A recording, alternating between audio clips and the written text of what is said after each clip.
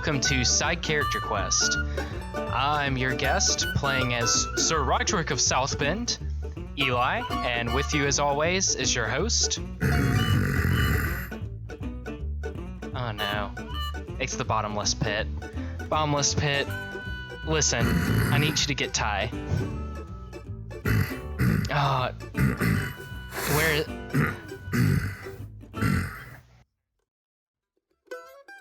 Listeners, I'm having a hard time here because the more I gaze into the abyss, the more it gazes back at me, and its gaze is unsettling. I'm trying to find Ty. Bottomless pit, have you swallowed up Ty again? Can you spit him out? We have a podcast to do.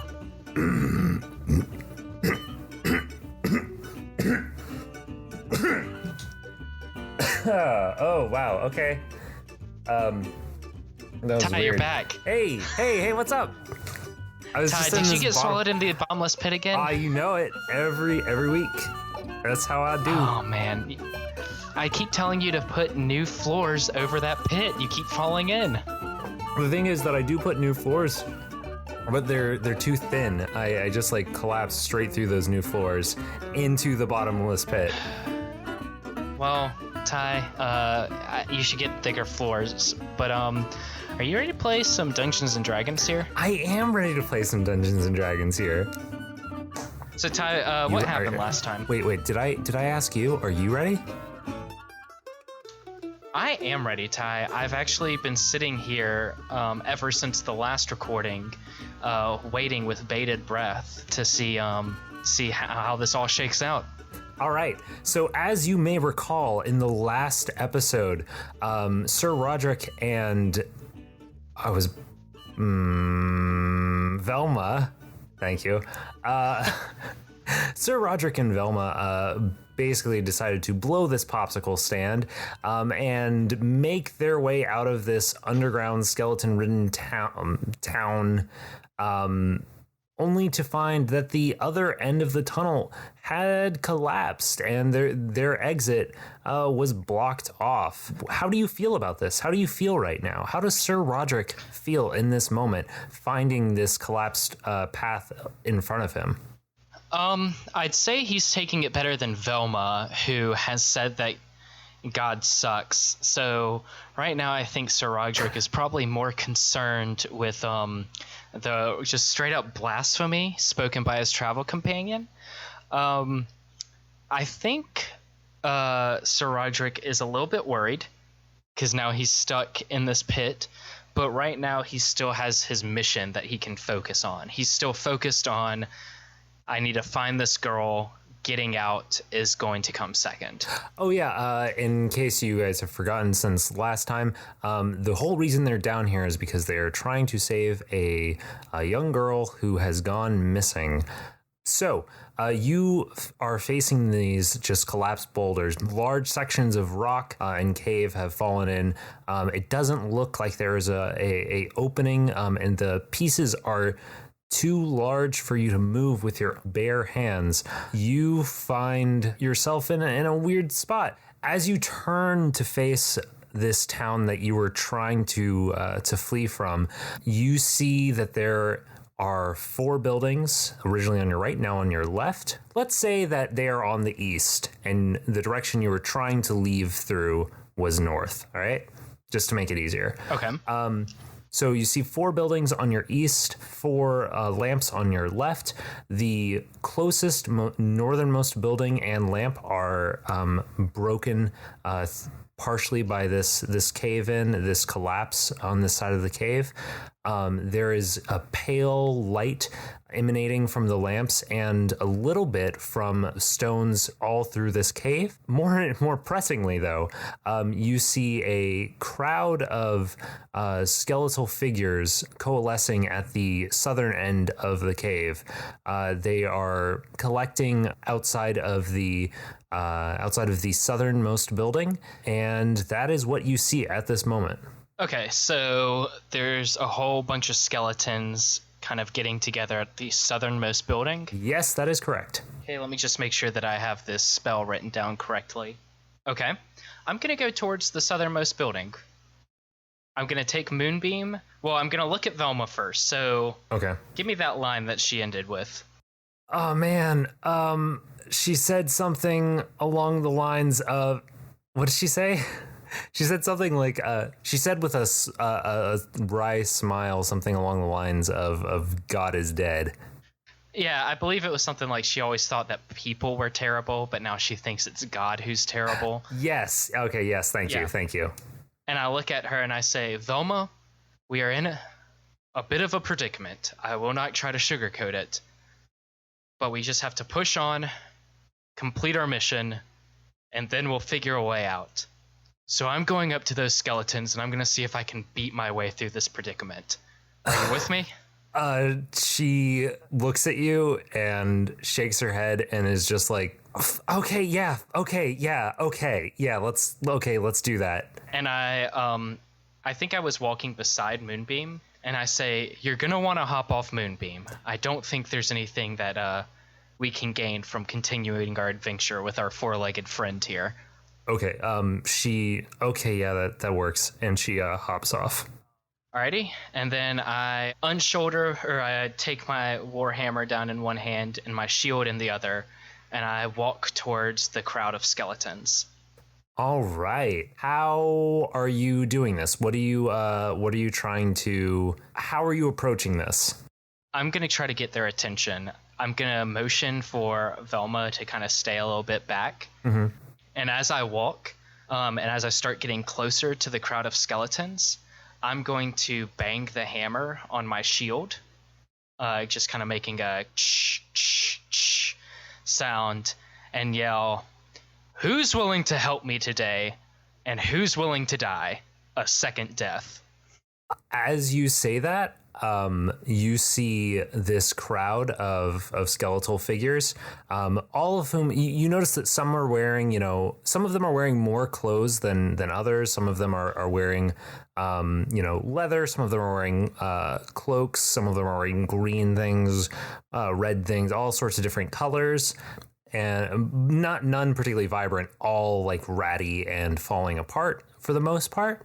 Out of that building come out 4 figures carrying pickaxes, and they tend to be the larger of this crowd of figures, which has all sorts of body sizes, including a few that look almost childlike in their frame. And the 4 in the front move forward and point their pickaxes at you and sort of are waving them around in an aggressive manner. Okay. But are not approaching you anymore. I am going to continue walking toward them, making myself as big as I can, which is pretty big.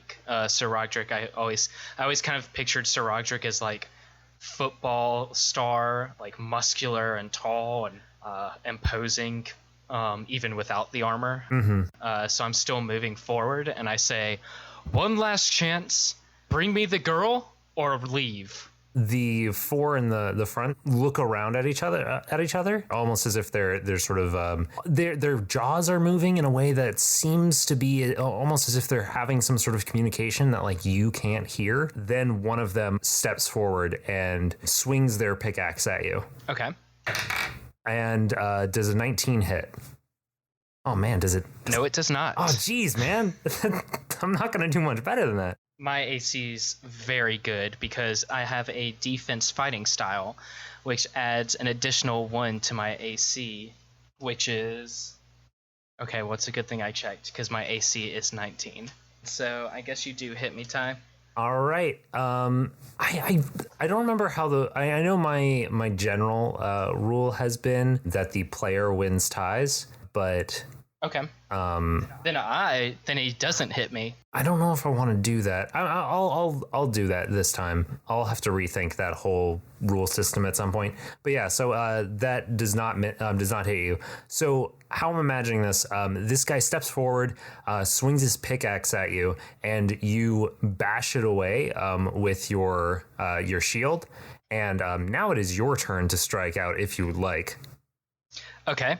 I say, "Wrong answer," and I put my warhammer back on my back, mm-hmm. and I bring my holy symbol to me. Okay. And I say, "Lord Lumen, turn these abominations away from your light. And I raise my holy symbol in the air, and I use turn the unholy. Oh, man. Meaning that each fiend or undead that can see or hear me within 30 feet of me must make a wisdom saving throw. If the creature fails, it is turned for 1 minute or until it takes damage, which means it has to spend its entire turn trying to move as far away from me as it can, and it can't willingly move to a space within 30 feet of me. Oh, snap. Okay. I've been holding that move in ever since I came to this undead city. How long does this last, did you say? I mean, it says for 1 minute. Okay, gotcha. So they have to roll a wisdom saving throw, and they have to beat... Well, they only have to beat a 12, so this could go poorly. Yeah, but they're skeletons, so that's super wise. How I'm going to do this is so I don't have to roll for all of the whole crowd. I'm going to roll for the 4, and then I'm going to base how many of the crowd leave based off of those 4. Okay, sounds good. That one did really bad. That one did really good. That one did mediocre. And that one did okay. The one that you that is standing right in front of you, you bash the pickaxe out of the way, hold up the holy symbol to you, and then press it against their that one's forehead, and it collapses backwards, hits the ground, and just like falls apart. Rad. One of the closest, the next closest one, gets sort of shoved backwards, like physically rattled, and then stumbles backwards a little bit and runs away. The other 2, the 2 that were farther back, they are still there, and they grip their pickaxes tighter. The crowd, almost all of the crowd, with the exception of a child and a couple of the a few of the adults, run away. But pretty much everybody, all of the other ones, run back into the tunnel or into that building that is on the southernmost building. But those 2... Is that... Yep. Sorry, is that building within 30 feet of me? Yes, but they are running into that building, and then you don't know what they're doing once they're inside. Okay, because they have to try to be like leaving as far away from me as possible. So they get a sense that they need to be away from you. They don't know how far away they don't know the rules are 30 feet. I guess that's fair. Yeah. So they're just trying to get away, and like whether they make the right decision, they don't know. So some of them, like about half of the ones that flee down the tunnel, and the other half that flee into the building. Okay. So yeah, but two of those ones that were still wielding pickaxes, can you do anything else with your turn, or is that the end of your turn? That's the end of my turn. Okay, so the 2 other ones, one of them rushes forward and tries to strike at you again, and does not hit you. This one swings and trips over his fallen comrade, thus ending up missing you pretty wildly. And then his or her friend comes up and tries to strike you. And this one does hit you with a 21. Ooh. That was really lucky. And this one swings its pickaxe, and the pointy bit pierces through your chainmail and hits your shoulder, doing 5 damage. It's honestly not as bad as you would have expected, just because there's not a lot of muscle behind it. Okay. Some might say there's no muscle behind it. Ha ha ha ha. Ha ha ha ha. I look at the 2 skeletons that are attacking me, and I say, "Remember, who you stupidity are does not equal." Okay, well, I had a line. Okay, go ahead. Okay. You good? Yeah, did I'm you good. Get it out? I don't know why I went with Lion King when I'm sure Nightmare Before Christmas would be a lot more appropriate. Yeah. Mm-hmm. All right. Remember, stupidity does not equal bravery. And I reach back and grab that hammer and just go to smash it down on the one that hit me. Okay, do your thing.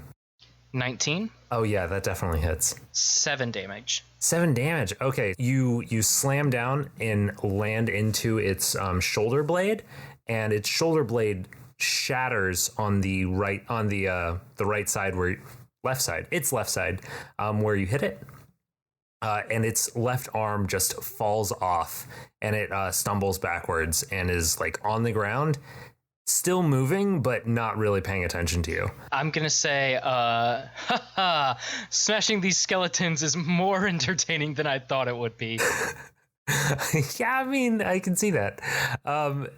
The one that is still standing is going to swing at you again. This is the one that missed you before. It swings up. Whoa. Didn't you say it fell over? Oh, it stumbled. It didn't legitimately like fall prone or anything. It just tripped a bit. Okay.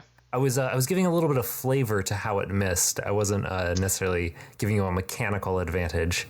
I guess that's fair. Mm-hmm. So this one pulls its pickaxe from the ground and tries to hit you with the butt end of it. It slams that into your hip. Ew. And hits you with 23 to hit. Yep, that hits. And does 4 damage. Okay. Alrighty. I am there's one that's been there's just one left, or there's just that one left. He or she is the only one left. I'm gonna look at it and say, hold on. Yep. I got no funny one-liners, and I don't think Rodrick would deliver one anyways. I'm just gonna slam him with the hammer. Good excuse. My general thing whenever if I was to ever write a story, I would just make sure that my characters were not clever or funny, so that I never had to write anything clever or have any good jokes. Exactly. Having just a meathead really helps with that. But I hit him for 23 to hit. Yeah, that definitely hits. I did 8 damage. Yeah, you slam up against this one, and you crush into its rib cage, and it also falls backwards, and while not dead, is like not in a great shape. You could go for a coup de grace if you wanted. Yeah, I'm gonna stomp his head in, because that was cool. All right, I'm just gonna let you do that. You lift up your boot, slam it down on the thing's skull, and crushes the skull underneath your heavy armored boot. Okay, and then I look back to Velma. She's way back on the other side of town. I look back to her and give her what I can only imagine is a glowing thumbs up, because with my holy symbol that is still shining. You hear her off in the distance go, fuck yeah! Language!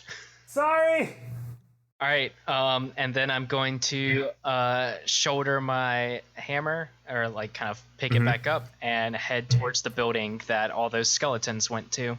And you see that unlike the other buildings, this one actually has like a noticeable window on the front. And I said all of the other ones did not have windows, right? Yes. Okay. This one actually has a window on the front. It looks like some sort of display window or something, but it is all dusty up. You can't see through it at all. And the door is not a solid door. It's sort of like one of those little swing doors. Okay. At this point, so Rodrick is not necessarily a violent person. Mm-hmm. Most he's ever had to do is kind of like break up a bar fight or something. Mm-hmm. Of course, excluding the like one time he's actually had to take someone's life. Yeah. But this is just a whole bunch of violence that is perfectly just acceptable, since he's a paladin and these are all skeletons brought back with some sort of black magic. Mm-hmm. So right now his adrenaline is just spiking and he is feeling super tough. Yeah, he's just playing GTA. Exactly. It's just this is Westworld. There's no rules. He slams through the saloon doors, or the swinging doors. That was the image that I wanted. I couldn't remember the word saloon doors. Yeah, so he slams through those doors and he yells, "Anyone else looking to get their skulls crushed?" All right, so it has been maybe 40 seconds since you did that initial thing. This stuff all happened fast, and so your turn the undead is still operating, and you see several figures in this room. From one corner, there's a door on the left side. However, you are approaching. Let me rephrase that to give you guys the idea of the map. You're entering from doors on the west of this building. Okay. There is a door on the back of this building, so on the east. You are approaching from the north, so everybody is huddled up together, trying to get away from you in the southeast corner. Does that make sense? Yes. Oh, so you see maybe 8 figures all crowded together in that southeast corner. A couple of them are like grabbing some pickaxe or holding some pickaxes out ahead of them, but they are not as confident or aggressive as the ones that you saw earlier. And it looks almost as if this whole room, you're seeing, you see just barrels in this space that you're in right now. And there's like a barrel full of pickaxes that just happens to be right next to where these guys are standing. There's barrel full of like rolls of like really, really old leather, barrels full of what appears to be rock salt and stuff like that. And some of the barrels are empty. Blah, blah, blah. But you get the idea. There's just barrels with stuff in it in this space. I go up to one of the skeletons holding a pickaxe. It is pushing itself up against the wall away from you, like trying to just like melt through the wall away from you. With the hand that has my holy symbol wrapped around it, I grab its skull. Oh, geez. Yeah. And I just because like you said that one, I touched it with this symbol and he kind of just like fell apart. And at this point, I'm just curious to see if that is just true for everyone. So I just grabbed this one with my hand. Does he still like maintain existence? Yeah, he looks like it's like shaking, not like shaking as if you were applying some force to it, but shaking like as if something was having like a visceral like trying to get away reaction, like just like disgusted and horrified of something. That is the reaction this thing is having with you. Have it pressed up against it, but it doesn't fall apart. It doesn't seem to suffer any damage. But yeah, that's what you see. All right, I slam its head into the wall, trying to just crush the skull. Roll me an attack. Roll me a D8. It's a 3. Yeah. You feel the skull crack, and it's sort of, but it doesn't collapse or break all the way. All right, and then I yell to the other skeletons, "Is anyone willing to help me?" At this point, your holy symbol, like at the moment you say that, the holy symbol stops glowing, and they stop pressing themselves up against the wall, and they just sort of remain there. Though they're sort of cowering. You see one of the shorter ones steps forward just the smallest bit. Alrighty, I drop the skeleton that I'm holding. They collapse onto their knees. I look at my holy symbol and just say, "Well, that was inopportune." And I look to the one that stepped closer and say to it, "Are you willing to help me?" It nods its head very fast. Alrighty, I say, "Very good, very good. I'm looking for a young girl."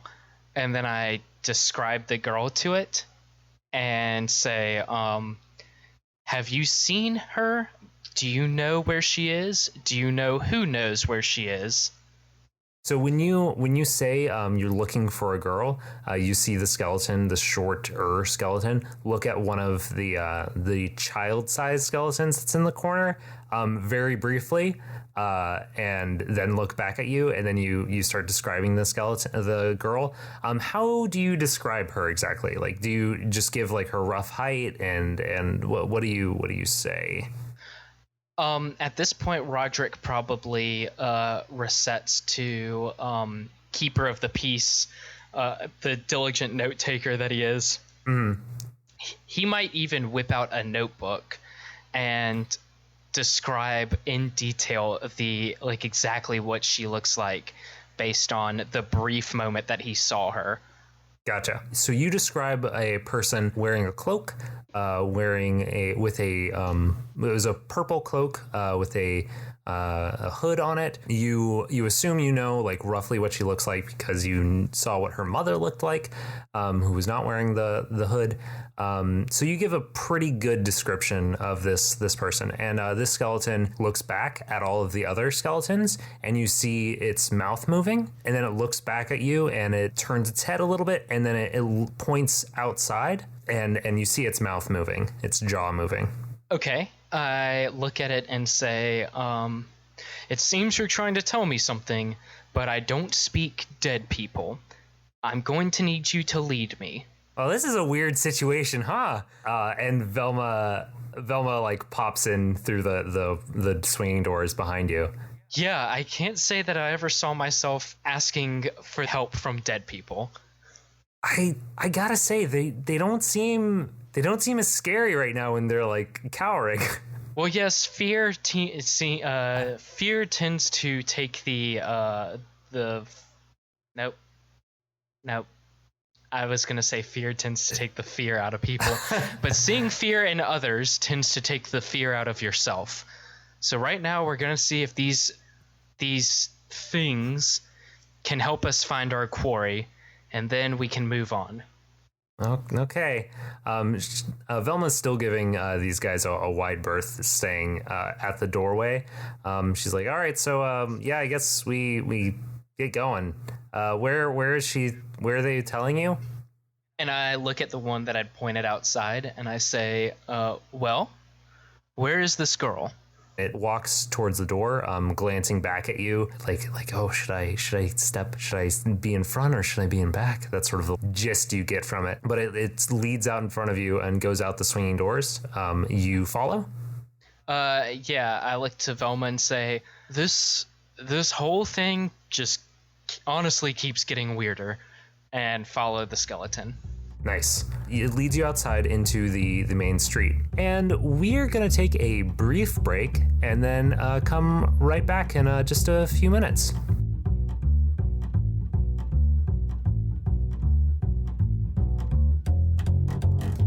Yo. What up? All right, everybody. Welcome back to Side Character Quest. We just stepped away for a moment to think about things, just to evaluate our lives. And really just think deeply about the implications of mercilessly destroying undead skeleton armies that appear to have feelings and societies. They definitely have fear. Definitely fear. All right. So yeah, you step out following this. Velma holds open the swinging doors, letting the skeleton through. She makes sure that she does not come into physical contact with said skeleton. And then you follow after, making your way onto the main street. The skeletal figure points towards that way that all of the other ones had fled from you, and I want you to roll me a perception check. Okay, because this normally goes well. Oh, hey, 20. Oh man, you got a 20. Nice. It wasn't a critical 20. It was a 19 plus 1, so a 20. Nice. So you are looking down this pathway that this person, the skeletal figure, is pointing, and you see off in the darkness those figures sort of backlit by a little bit of that slight glowy illumination. Not a lot of it, but just a little bit. You see all of these skeletal figures, some wrapped up in cloaks, some in other stuff, some the size of adults, a couple of the size of children, and they're just sort of standing well away from you, and sort of looks like a couple of the larger ones are standing at the front of the group, look poised to defend themselves were you to approach. And that would be all that you notice, except you happen to you hear some shifting rubble far behind you, and you turn around and you see one of those rocks from that cave-in. You see it moving. What do you do? This is very far away from you. You were lucky to hear the sound, and you were even more lucky to see the movement. Okay, so the rock is just moving, like it's shifting, or It's looks like it's being moved somehow, but you cannot see the thing moving it. okay. And the little skeleton who's leading us was pointing to the group of skeletons on the other side. Yes, that is correct. Oh, geez. I look to Velma and I point at the shifting rock behind us and say, "What do you make of that?" Oh, do you think it's another bulette? A what? Oh, yeah. Wait, did we actually face one of those? Sorry. You saw one of them. You didn't actually fight it. Oh, that's right. That's right. Oh, well, I certainly hope not. Skeleton person, lead us to the girl, and I suggest you make haste. It starts walking forward and walking towards the crowd. As you guys approach the crowd, though, the crowd starts stumbling backwards and then running down the tunnel. A couple of the adults sort of like grab onto the smaller ones and pull them along, and a couple of them help them get up, and they're just booking it down the tunnel away from you. I say, see, Velma? It does not matter how many. The undead masses flee before the might of Lumen. You look over and she is smiling a little bit under her hood that you guys are still both wearing. As you guys say that, you just continue walking down that tunnel or walking towards that tunnel? Yeah, but I'm keeping like my head on a swivel for that giant moving rock. Okay. You hear that rock thud as it falls to the wayside, and there is now a big opening in that tunnel. And yeah, that's what you hear. Okay, and is the rock that moved still moving, or?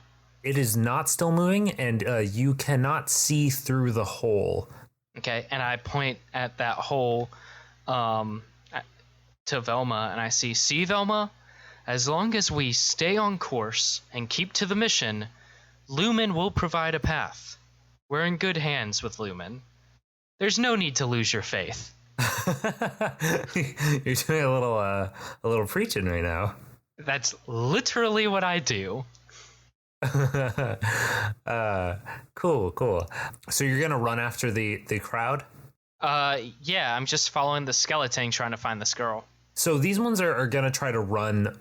They're gonna try to outpace you. So I want you to give me a Constitution check to see how well you can or maybe athletics. I'll let you decide.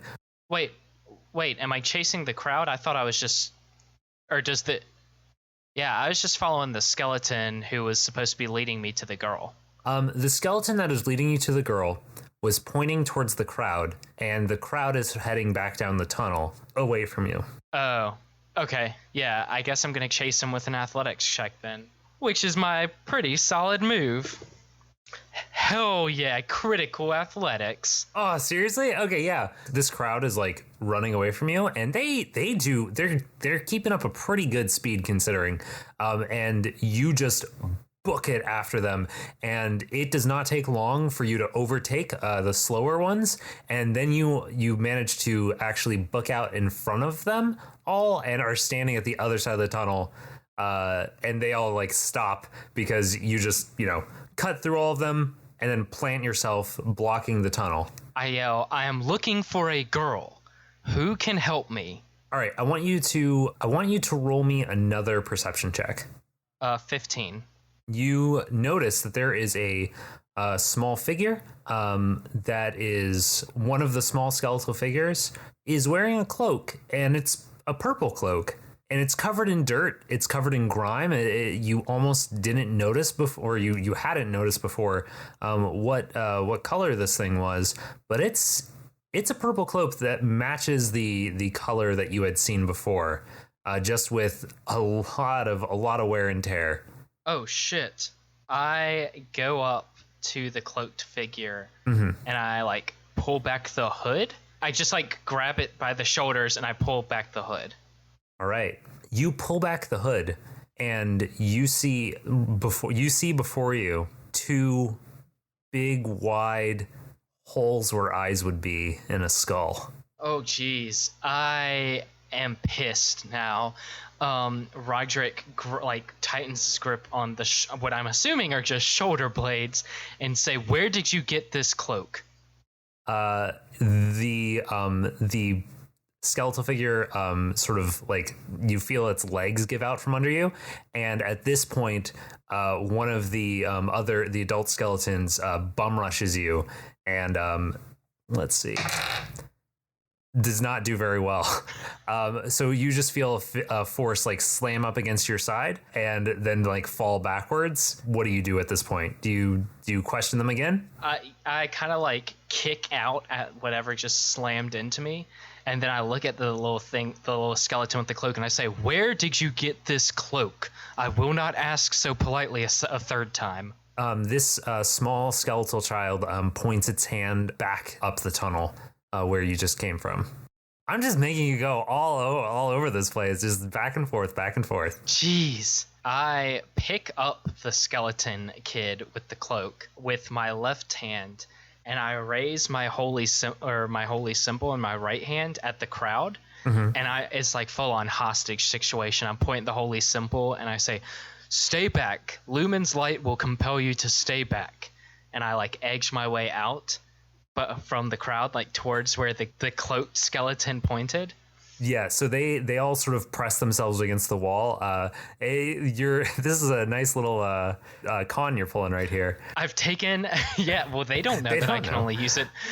They're already pretty scared of you. The small skeletal child pulls off its cloak and throws it to you as it like moves the way to the wall. At this point, Velma catches up to you, and the cloak is just sort of sitting on your feet. Okay, and the skeleton had pointed back up pretty much back towards where the rock had just shifted. Yup. Or back towards the town. You guys had like run down the tunnel like maybe 100 feet or something. I grabbed the skeleton that had just taken the cloak off. I grabbed the cloak in one hand, and I grabbed the skeleton, and I shove it back towards the town. I say, "Lead me to where you got this." It's running out away from you, and then it points towards that shop that you were at earlier. Are you just gonna go straight in? Yeah. Okay. As you go in, you see you have the skeletal child go out ahead of you, and it's gesturing wildly around this space towards that back door, and you hear some noise from outside, and you recognize that noise pretty much instantly. The clip-clopping of hooves. From which direction would I know? From the north, from that hole that had just opened up, that direction. Not from the tunnel that you just came from. Okay, I poke my head out the door to see what it is. You see clip-clopping towards your general direction a horse, and astride it you see a knight. A knight in a full set of armor, carrying a long sword and heading right towards you. Okay, is it on top of a living horse or a skeleton horse? It is on top of an armored skeleton horse. Oh no. Oh no. Oh, is this an undead knight? Die, you have to tell me, or it's entrapment. It's not a great situation for you right now. Does the armor at least look nice? It looks pretty old. Pretty like roughed up and stuff. You do notice something though. Actually, give me another perception check. 14. 14. You look at this armor. You look at this knight, trying to sort of get a vibe of what's going on with it. You almost missed it because of how tattered the what's that thing that is on that knights wear? That cloth that knights wear, it's very tattered and falling apart. But you just make out through all of that the same symbol of a boar that you recognize from your hammer and from those markings on the wall. Ooh, the plot thickens. I I look to Velma and I say, search the building for the girl. I'll try to buy us some time here. And then I close my eyes and I touch myself on my heart and use the last of my lay on hands healing that I have to kind of give me a little bit of HP. It's not much that I have left, but it's something. And I step out of the shop towards the knight, and I have my hammer in one hand and my shield in the other, and I raise my hammer in a sort of salute, and I say, hello, or hail, fellow knight of the realm. I am Sir Rodrick of South Bend. The knight pulls up in front of you and raises that guard that's on the front of its helmet, and you can see its jaw moving as if it was greeting you. Okay, I guess I still have that purple cloak on me, right? Somewhere. Did I hand that to Velma? Yeah, you've got that purple cloak on you? Yeah. You could hand that if you wanted. You could hand that to Velma as she was leaving, but no, you can hold on to that if you want. Yeah, well, I just had Velma, so she's like searching that building for the girl. Yeah. I'm gonna look to the knight and say, I've come searching for a small girl who is wearing this cloak. Can you help me? So the knight looks at the cloak, brings his his hand that was holding the reins. He lets go for a moment, puts his hand up against his chin, and is sort of looking quizzically at it. His gaze directed at it, not at you. And right as that is happening, though, his head whips up, and he looks to the south. Your gaze follows his gaze, and you see the crowd of other skeletal figures coming out of the tunnel, and they're waving wildly and pointing at you. And you can see their jaws moving up and down. Yep, nope, this is pretty much what I figured, and I grab the knight because I realize what's most likely about to happen here. I grab the knight's arm. You grab his arm? And I pull him off the horse. All right. Give me a strength contest. I'm going to give you advantage because you are taking this guy by surprise. He has not figured out what's going on yet. He or she has not figured out what's going on yet. 19. Actually, wait 1 second. 19. Oh, dude, you did real nice. Yeah, so this one only got a 9. So you grab onto this knight's shoulder, or the arm, sorry, and you pull hard, and he stumbles off the horse and lands prone on the ground.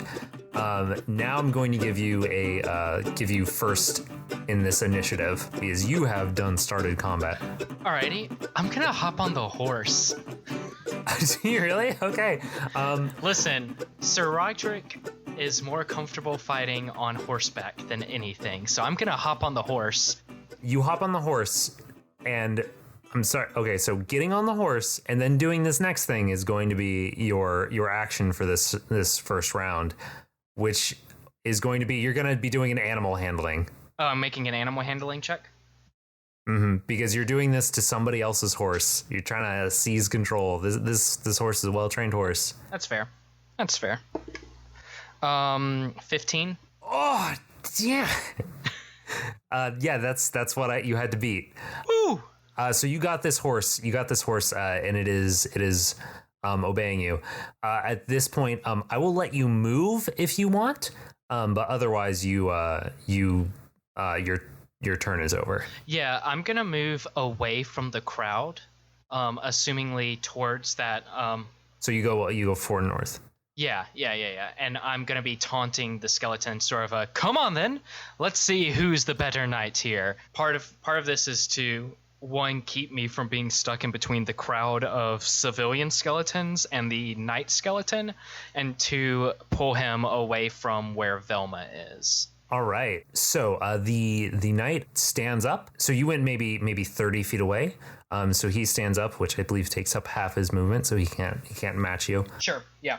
And he what is the word that I want? What's the word for? I need horse terms. I'm sorry, I've got to do this.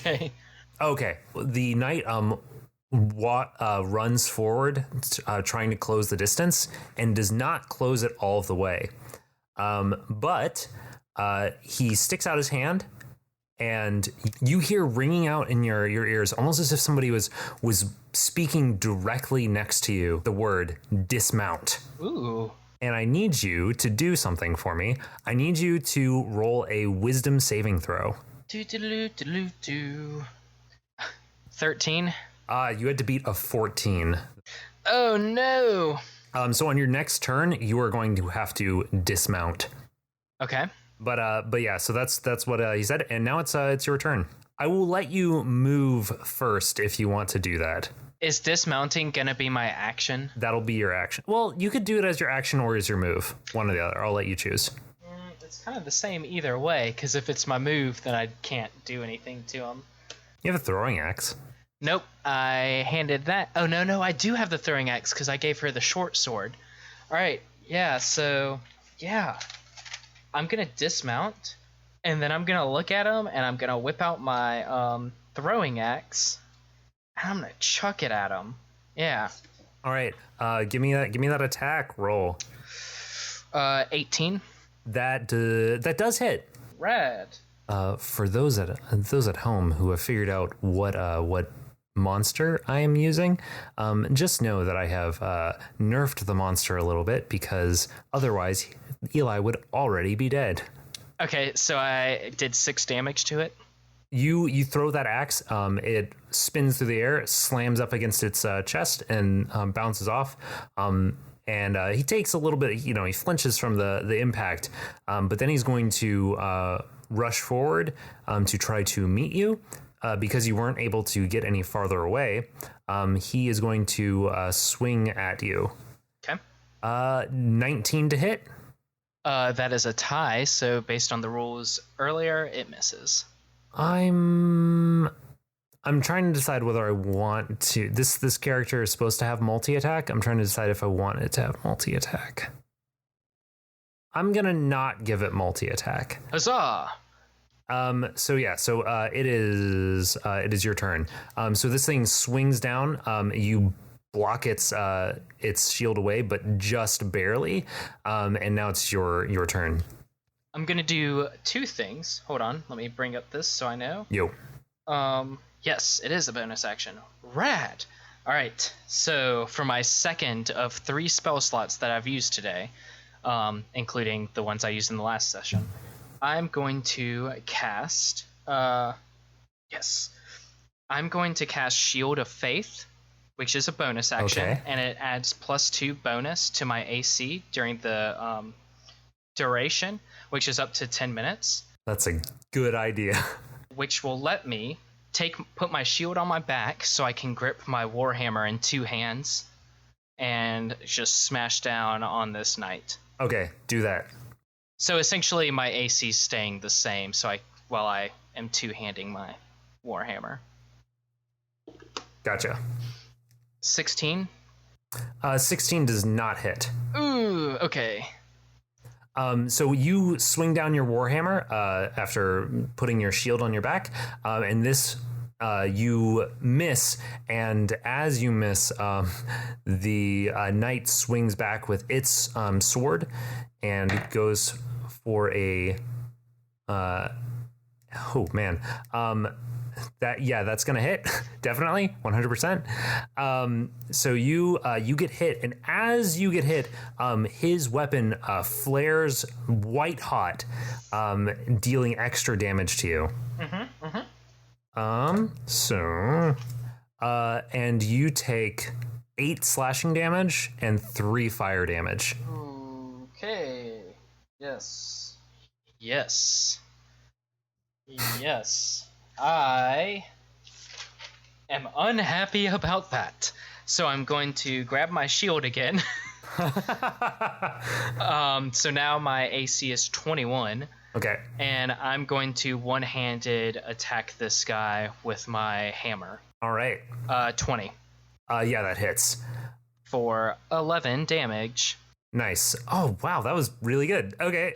Yeah, that was my maximum damage. So, what up?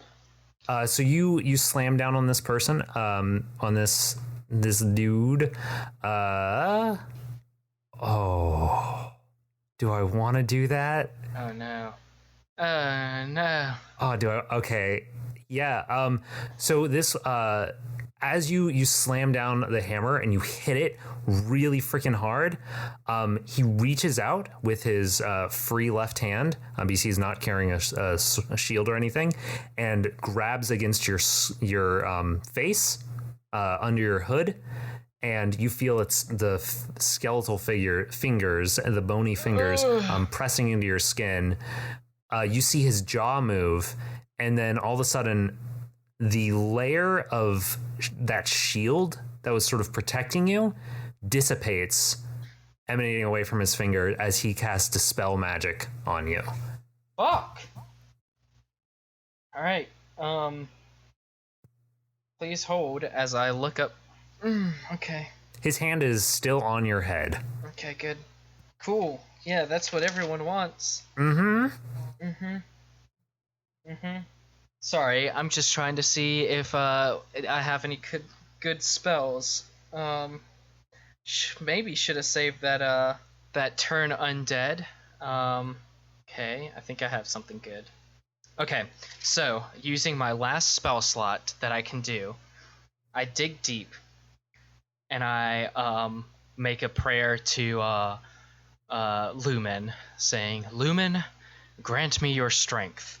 I cast Divine Radiance, which we'll get into if this takes effect. What do I have to do? You don't have to do anything yet. And then I go to make an attack on this skeleton.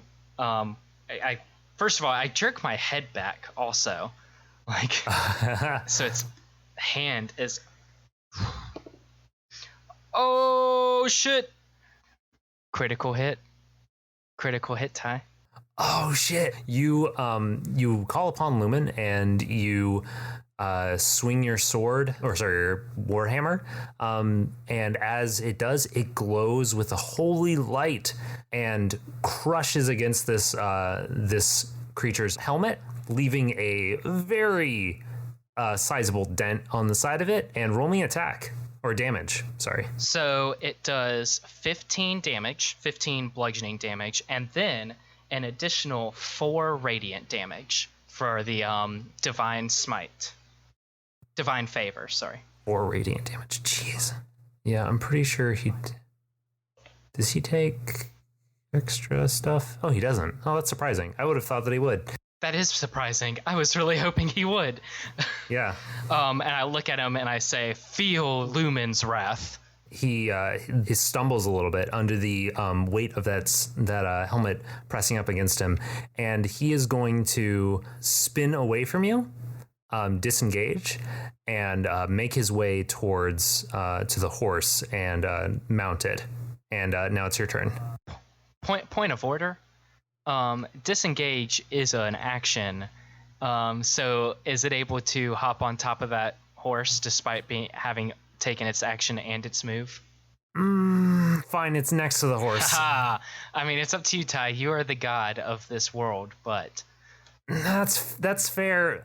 If I had left him with a multi attack, I would have given him that. But since I took away his multi attack, I feel like I should take away the other thing as well.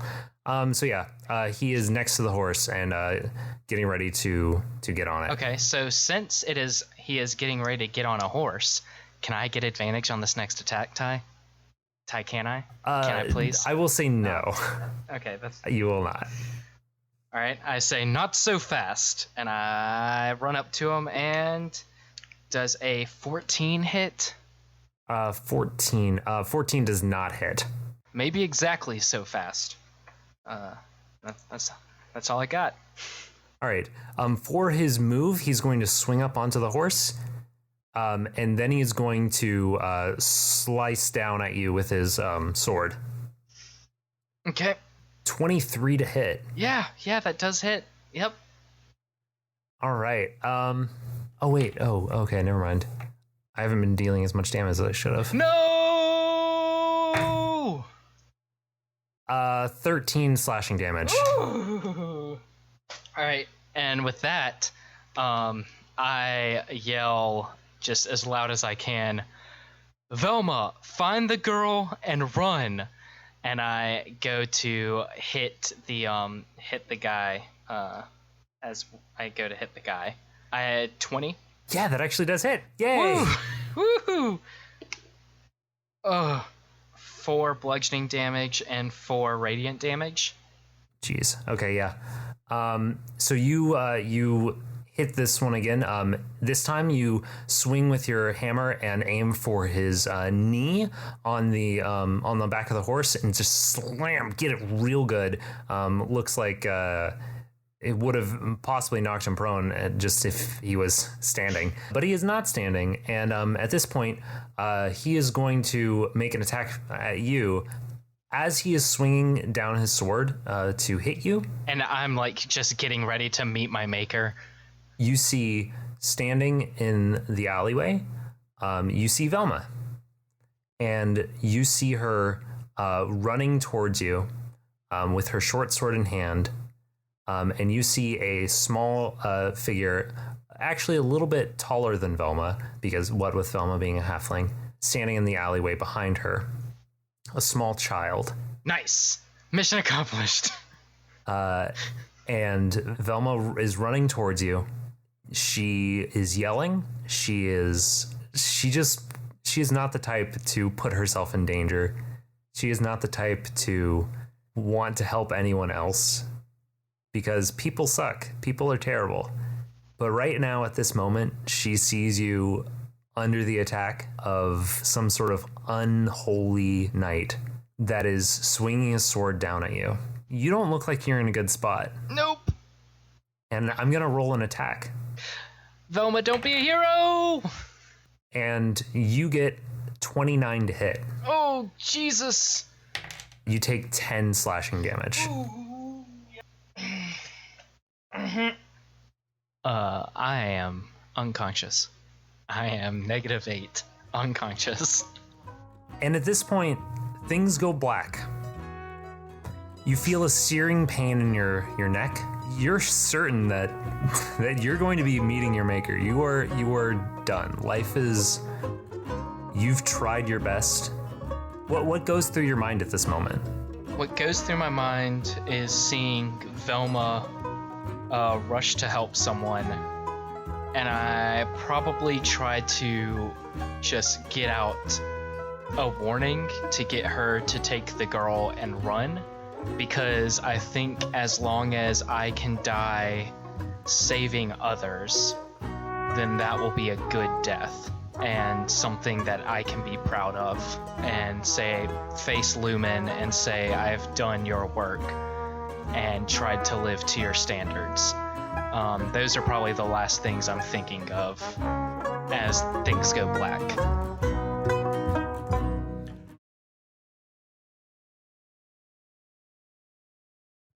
And that's where we're going to end. Damn. Very good.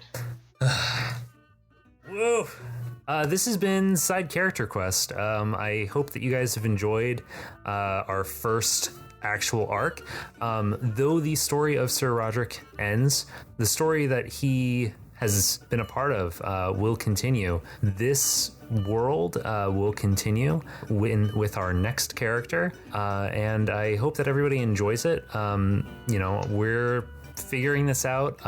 Eli and I, this is our first time doing this sort of thing. I don't know what else to say. This has been super fun. Yeah, it's been fun. Next time will be someone different though, right? So it won't be me. It won't be me and my lovely voice.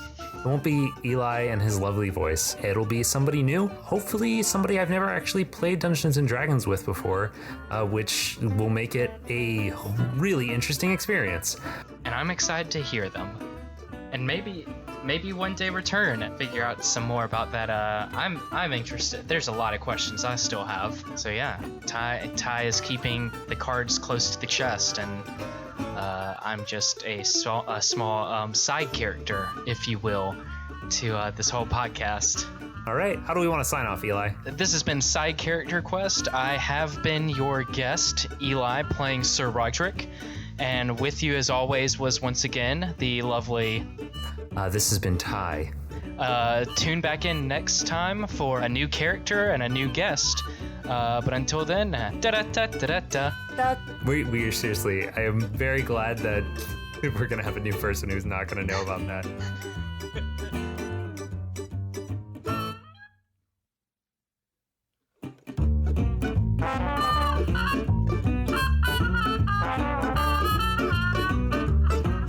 Thanks to the Joy Drops for the use of Not Drunk as our intro and outro music. Find them at thejoydrops.com. You can find us at sidecharacterquest.com, at SCQ Podcast on Twitter, or by email at sidecharacterquest@gmail.com. At this point, we don't have tons of messages, so we'll probably respond.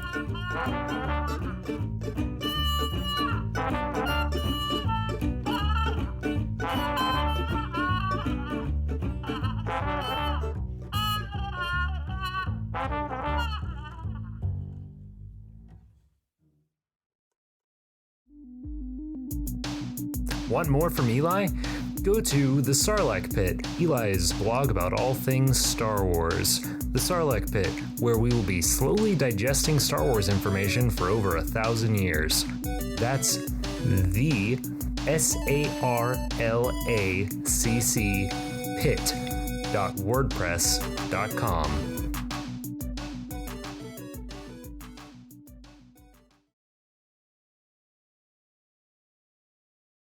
There'll be like a little music playing and then bloopers. We are both recording. I got you and I together again. Back at it again. Together once more. Back at it again with the I'm not wearing any shoes. On your right, going. Let me rephrase this. Okay, I'm gonna set the scene a little bit better. Back it up. Back it up. Back it up. I'm sorry, all this can be edited out, right? Yeah, we can edit out everything, but I won't. Oh no. I hear stuff. Can you hear anything on my side? I hear like cars driving by or something. No? Just the general constant moan of the monks that live under your bed, but other than that, I don't hear anything. Cool.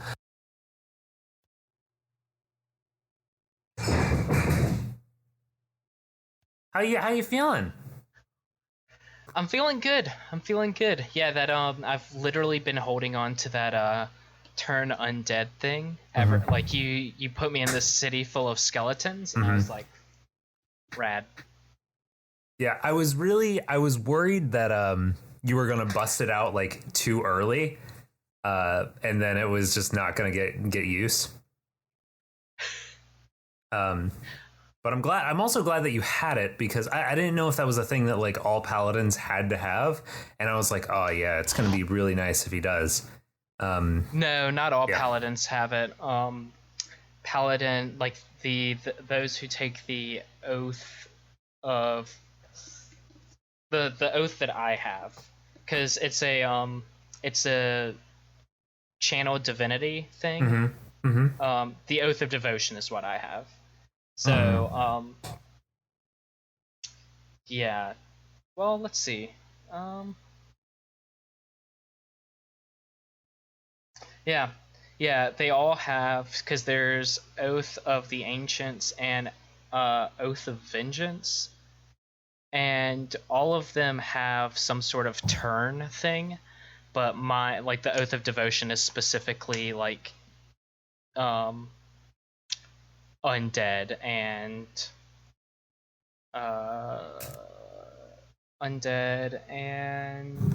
fiend. Okay. Wait, so are the other ones like not? Do they have different like effects, like what they do? Well, Channel Divinity has turned the Faithless, which does the same thing, but against Fae or Fiend. And Oath of Vengeance has Abjure Enemy, which interesting. You just choose one of the, like, just a target in front of you. Okay, one target as opposed to like okay, gotcha. So it's not but like it's anyone. Any one target. Okay. Yes. Okay, I wasn't sure if it was like a, when you make the character, you choose a thing that is like, I will always affect beasts or something. No, this is you choose one creature within 60 feet of you that you can see. Gotcha. Yeah, Oath of Vengeance. You just become Batman. How often can you use that? Once per day, or once per short or long rest. Gotcha. I need horse terms. I'm sorry, I've got to do this. Okay. You hear the word. Do you hear that? Is that a dog? Sorry, just a second. Okay.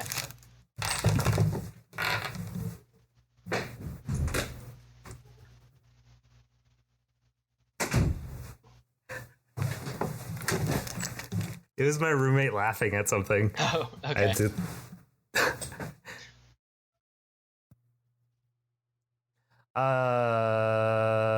Okay, I'm going to edit out that part where I asked you to roll a perception check, and I'm just going to say this. Okay. I'm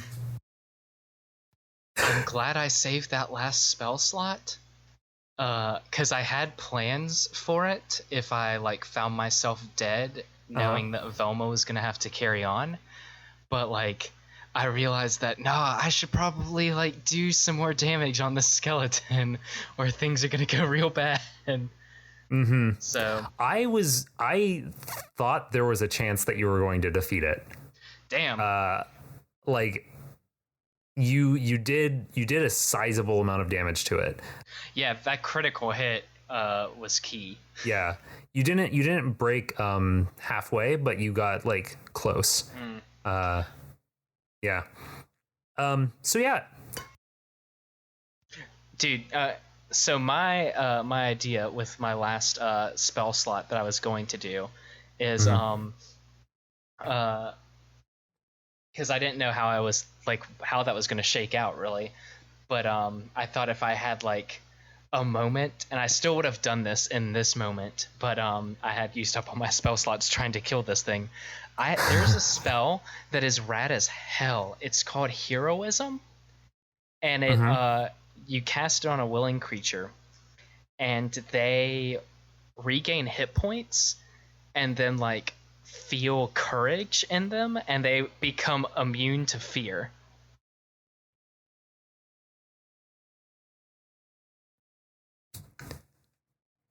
Okay, so you're still listening to the show past the end credits, past the bloopers. You are still listening to this. So clearly you like this a lot, or you hate yourself.